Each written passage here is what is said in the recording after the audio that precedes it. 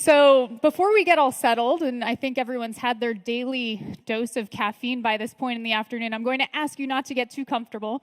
And for everyone who can, who's able to stand up, or if you're already standing, stay standing. So stand up. Please help me out here. We're going to stretch out, get ready, and get in the mindset of getting open. So if you need to stretch, feel free to do it.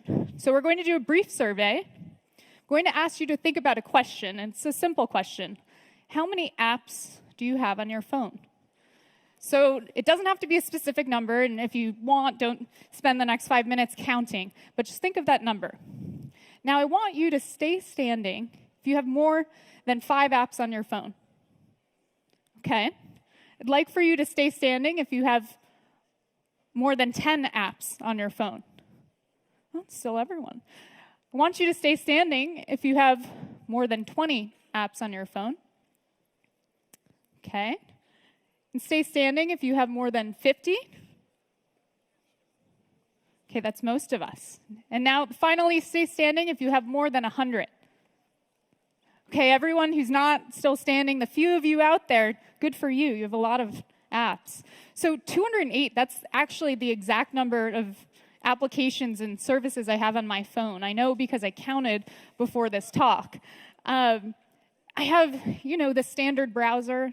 I have my email, I have my phone, but I have even more obscure applications like an altimeter to tell me the altitude, who knows why, and a dog walking app, and a daily astrology app as well. And I have apps, obviously, for my finances. Why else would I be here? I have apps for my health, for travel, for food, for photo and video editing, for chat, for business, and also for social, although it doesn't look like I'm very social.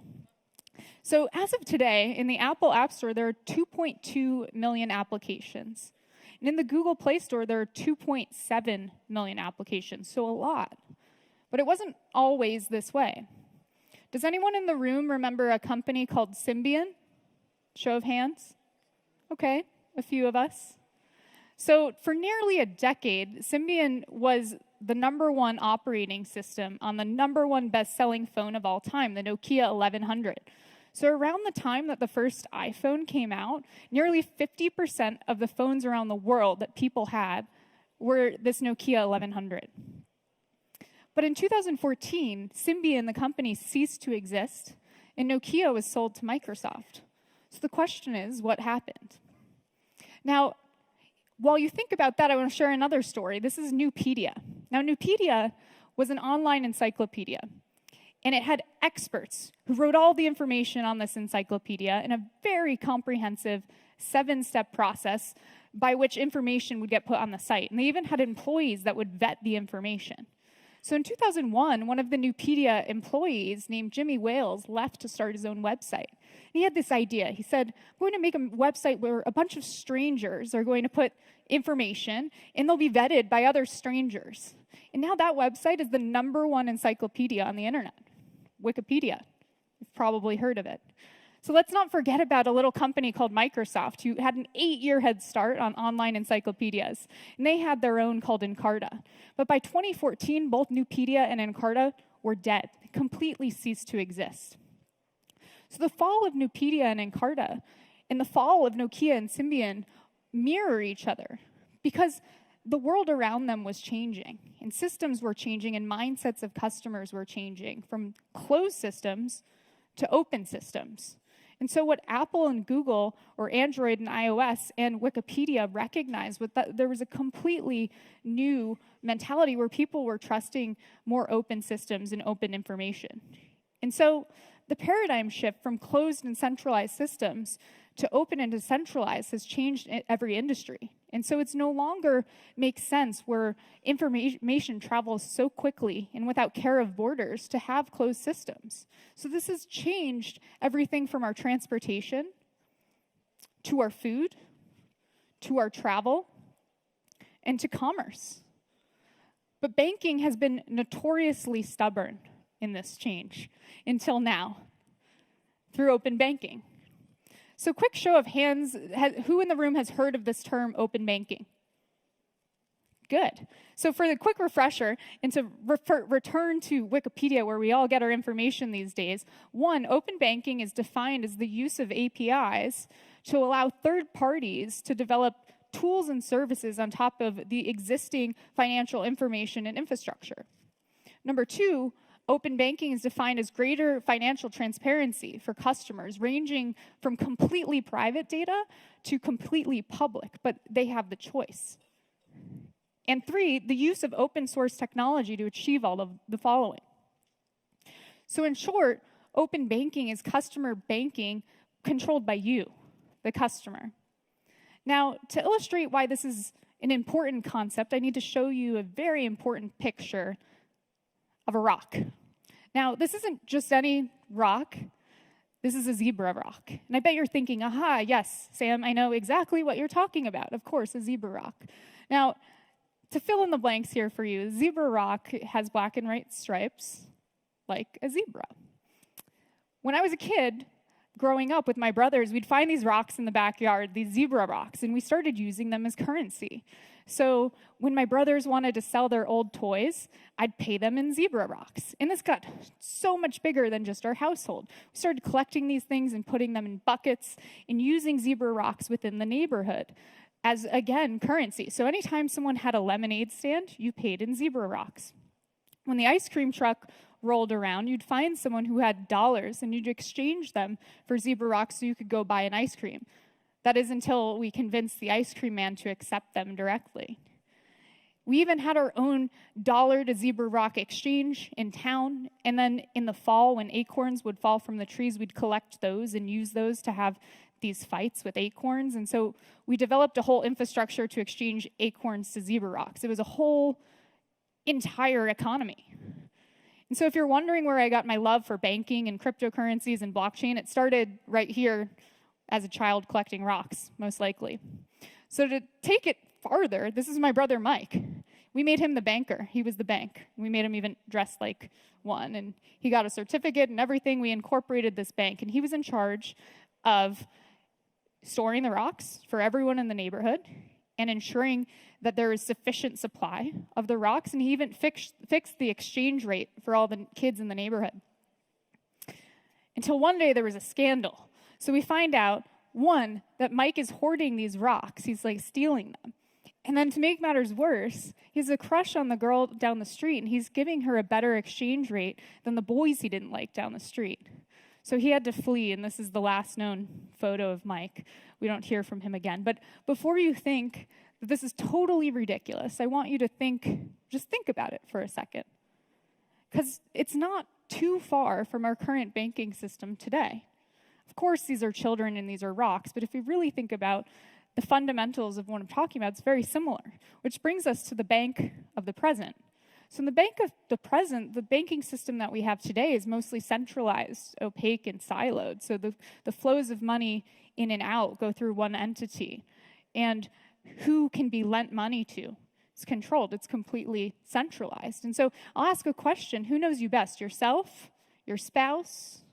Your best friend or business partner? Or your doctor? The answer is none of them. Your accountant. How much you've spent, when you've spent it, where you spent it, on what, every paycheck, every purchase, all of the random things you buy. It says a lot about who you are, who you were, and in a lot of respects, who you will be. Your finances speak volumes about your identity.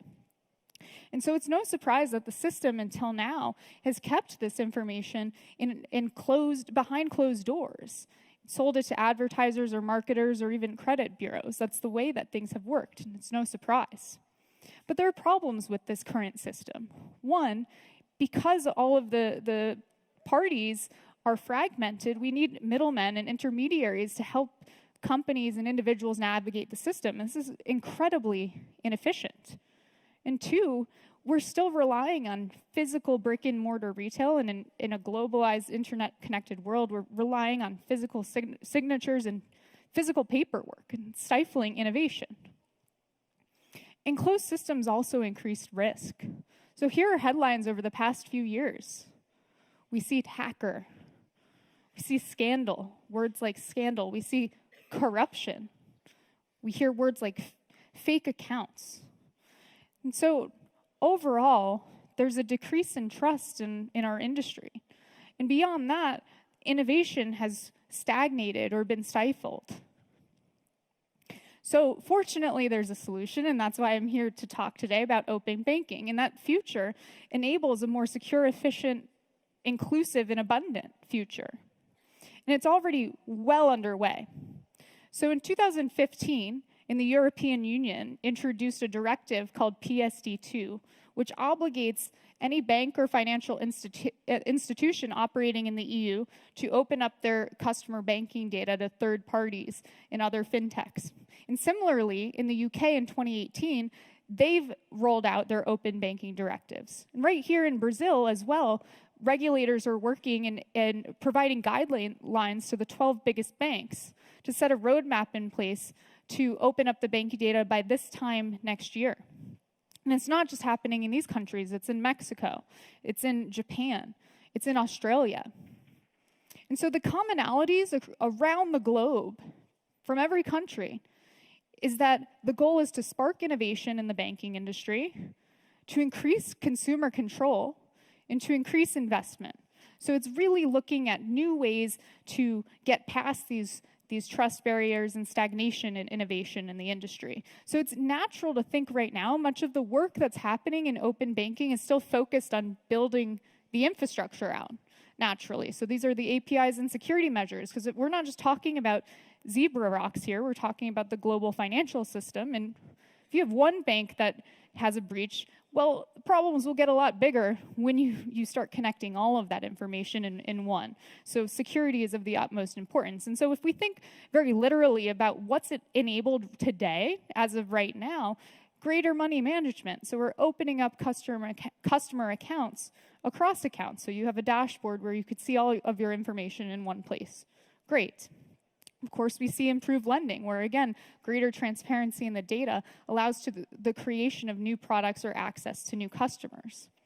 But that's not what excites me about open banking or the shift to openness at all. What excites me is that it's still very new. And when we're dealing or talking about new or emerging technologies or paradigm shifts in our social or cultural makeups, we tend to think about it very linearly again. So here's this new change, here's what's possible today. And what I'm here to hope to do is to think exponentially about this and really to think beyond the future.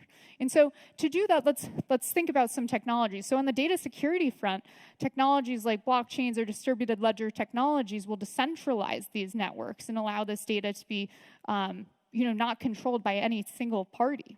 And advances in AI and machine learning will make the systems smarter and allow us to create new, again, products and services, lending, access new groups. And beyond that, with all of the converging technologies, the changes in future of work in society and people who are working all over the world or who play video games for a living and make money off of tips and streaming their content, or in the future of manufacturing where products are produced on demand and on location, banking in general is changing. But again, this is still a super limited way of thinking of it. It's just an example of recombinant innovation, taking technologies and this trend of open banking and imagining what's possible with that. So let's go farther and think well beyond that. What will our future look like? Because until now, a lot of the conversation has still been around increasing access.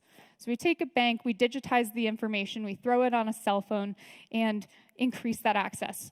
And so that's why the term open banking is so closely linked to this term banking the unbanked. Of course, there's the great marketing benefit and humanitarian benefit of banking the unbanked, but really it's just the final frontier of a customer acquisition channel. Let's get beyond these buzzwords and think beyond that, because open banking has so much more potential to really change the world and change the way our relationships with money, and not just tap that last 2 billion people. So in order to do that, I want to return to the beginning of the talk today.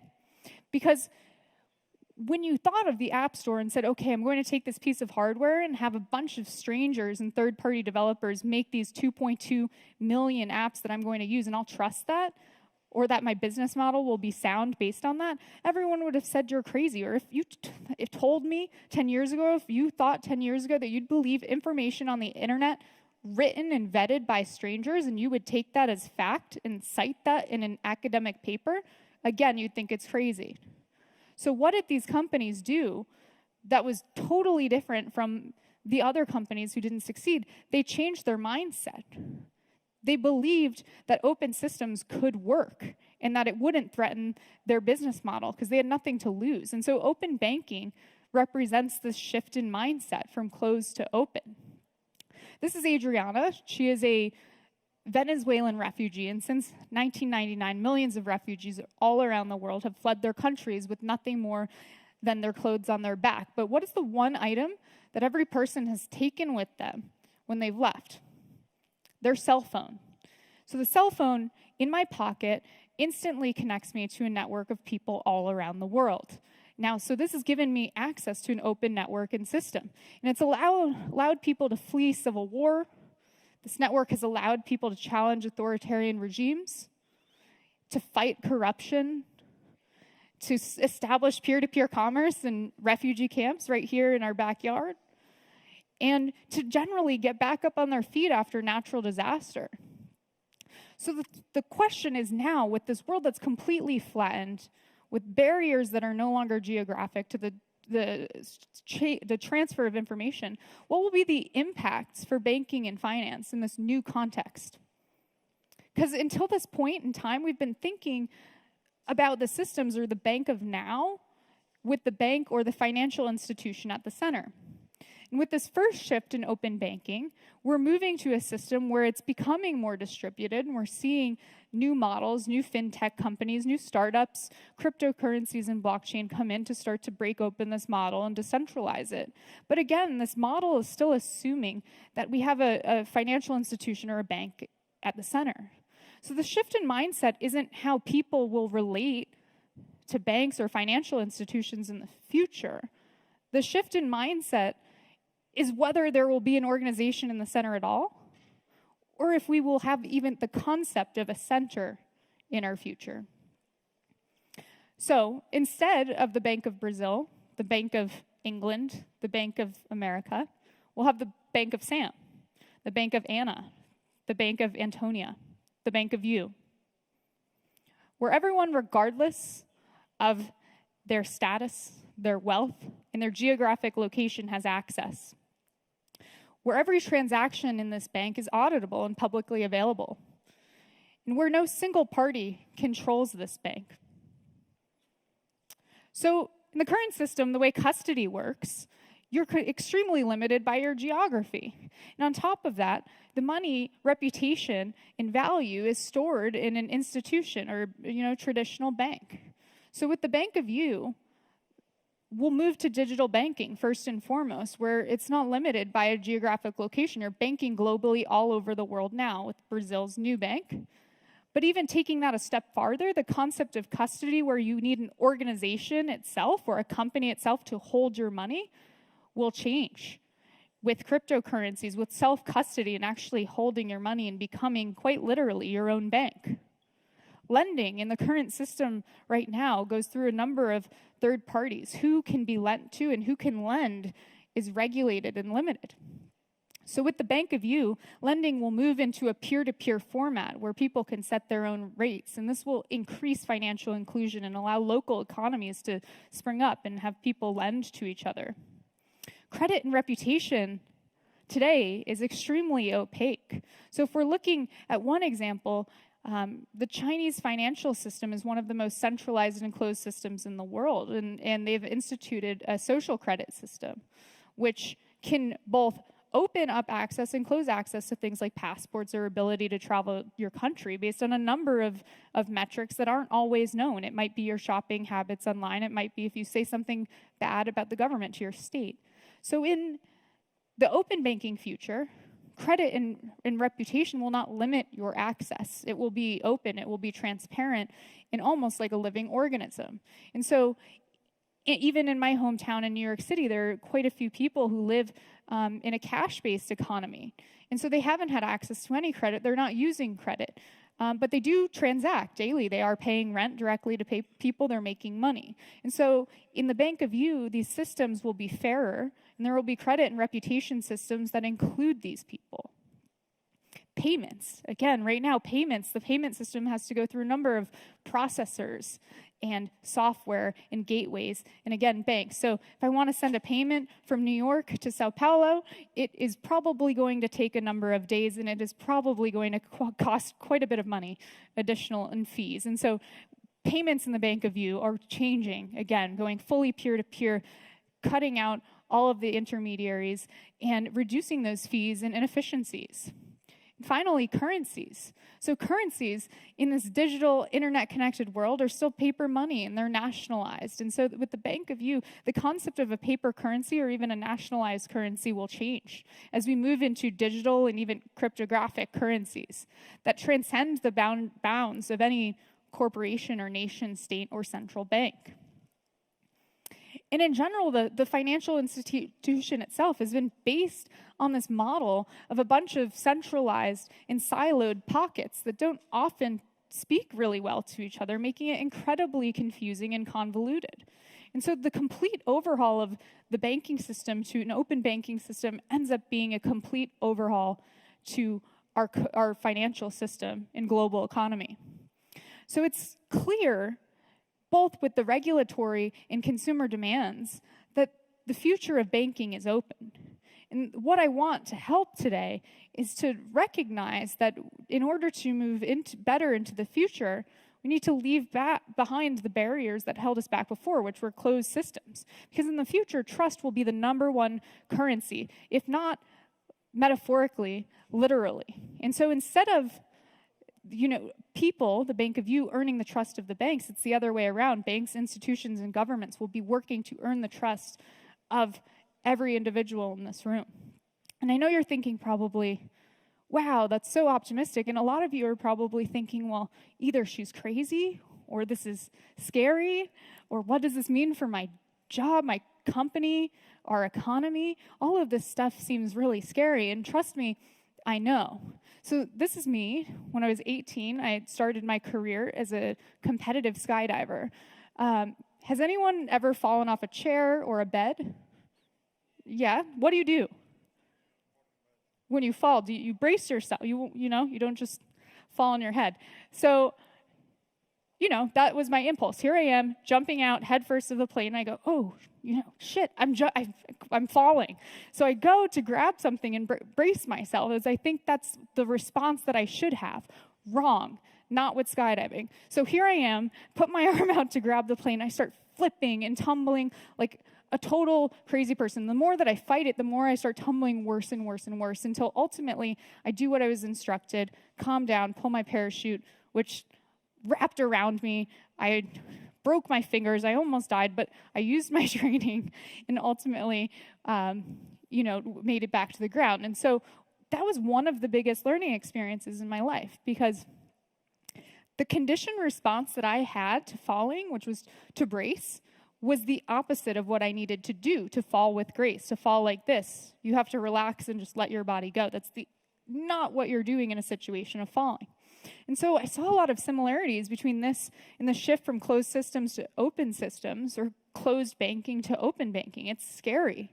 And the banking system, the entire economy and financial system has been conditioned to have a response that is to, put your arm out. And not to say it's tumbling, but if it continues doing that as the context changes, just like, what I do here with gravity is different than what I'm doing up there in the sky. So the context around us is changing. And if we continue to have the same responses, then you'll just tumble. And so in order to embrace this change and to navigate it, you need to learn to unlearn. And so I want to leave you with 3 takeaways today that hopefully will help you to navigate these changes within your organization and your daily lives. First, open bank is a paradigm shift. It's fundamentally, and it might sound very simple, that a shift in mindset is the first step that you need to make. Because again, the context is shifting. 2, return to first principles instead of retrofitting. So working with a lot of companies, again, when you have this system that's so deeply embedded, the tendency is to start tacking things on. And really what you need to do is take it apart to the building blocks and rebuild it again with the mindset from the ground up. And third, in order to do this, you need to embrace it with a mindset of abundance and not scarcity. So back when open innovation and open source movement was in its early phases, the idea of opening up your code base or your data to other people and then still having a business model was insane.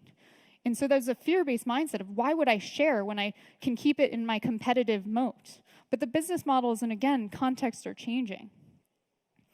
So I want to end with one last story. On the launch of the first iPhone, Steve Jobs was vehemently against the notion of having an open platform for the iPhone. He was even quoted on the launch day of the iPhone as saying, "You don't want your phone to be an open platform." He said, "You don't want to download some app and have it break your entire phone." And so they launched the iPhone. It did okay for a few quarters. But the Nokia 1100 was still 50% of the market share. People started jailbreaking their iPhones. They weren't going anywhere. So that changed Steve Jobs' mind. So by the second iPhone, he decided, let's launch the App Store and the software development kit and open this platform to other people to build on top of that. And less than a year later, we see the 28-second famous commercial said there's an app for that, and they owned it. And the rest is history. Thank you.